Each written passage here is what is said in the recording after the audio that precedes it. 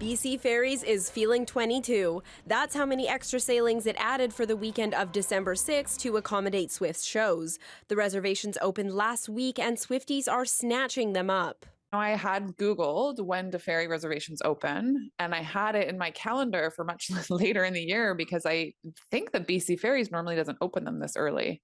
Victoria resident Megan Smith is going to the Sunday concert with her husband and 2 kids and reserved her sailing as soon as she could. She attended Swift's concert in Seattle last summer and remembers the travel chaos all too well. All the trains were booked out months in advance, all the buses, we basically had to drive. Then we're dealing with border crossing.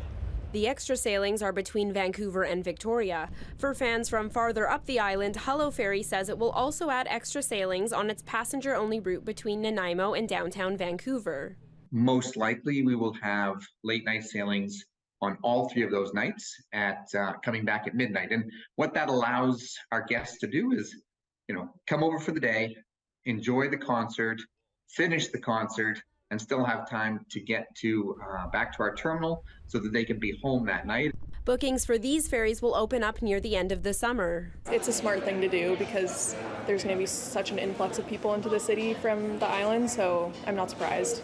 Charlotte Palmer from Nanaimo plans to travel as a foot passenger, and although the ferries rarely fill up in walk-on space, she wouldn't in her wildest dreams travel without a reservation on Taylor weekend. I should probably be smart about that and look into them earlier than later because I have a feeling it's going to be very busy.